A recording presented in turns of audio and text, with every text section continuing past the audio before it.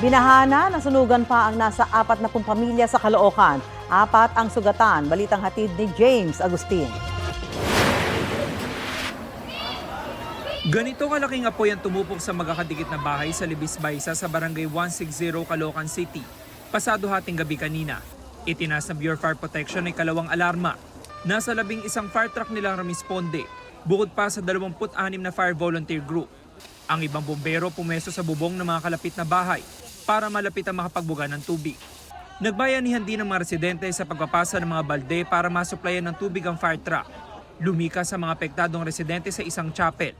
Buti na lang po, hindi pa po ako nakakatulog, nasa CR po ako noon. Tapos yung asawa ko po tulog na, nagulat po ako sa 2 kong anak, mama, sunog, ayun na po. Wala po kaming nadala kahit po ubos po lahat. Tulog po kasi kami, yung sumigaw lang po yung kapitbahay, ginising ko din po agad yung mga anak ko. Diretso na po kami para wala na po kami naselba. Doble dagok para sa mga residente dahil abot bintiraw ang taas ng tubig sa kasagsagan ng malakas na buhos ng ulan kagabi. Paghupa ng baha, sunog naman ang hinarap nila. Binahan na nga kami, tapos yung mga kapitbahay pa namin, nasunugan pa kami lahat. Sobrang hirap po. Hindi namin alam kung paano kami babangon nito. 4 na residente ang naitalang nasugatan.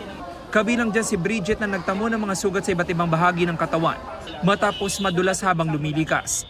Ibinaba ko yung 2 kong anak, isila ang inuna ko muna. Pagbalik ko para magsalba sana ng gamit, yung apoy nasa loob na ng bahay. Nalanghap ko na yung makapal na usok na nanggagaling sa kapitbahay din. Nung nagmadali akong lumabas, doon ako na-out balance. Alas 4:15 na madaling araw na tuluyang maapula ang sunog. Ayon sa BFP, 20 bahay ang natupok at nasa 40 pamilya ang apektado. Kanina, nabaha po sila.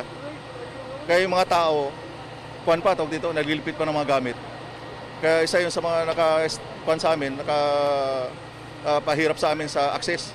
Maraming gamit sa daan. Dikit-dikit po ang bahay. Tapos mixed materials po yung gamit sa bahay. More on wood yung gamit. Isa sa mga tinitingnan ng BFP na posibleng sanhi ng apoy, problema sa electrical wiring. Binaha po sila baka malamang nagkaroon po ng short circuit sa mga outlet nila kasi hanggang baywang daw po ang baha kanina. Nananawagan ng tulong ang mga residenteng nasunugan. Baka pwede niyo po kaming tulungan. Sana po kung sino na naawa sa amin, matulungan kami na makatayo, makabangon po. Ako po nakikiusap sa inyo, sana po bigyan niyo po kami ng kahit konting tulong lang po mula sa inyong puso. James Agustin, nagbabalita para sa GMA Integrated News.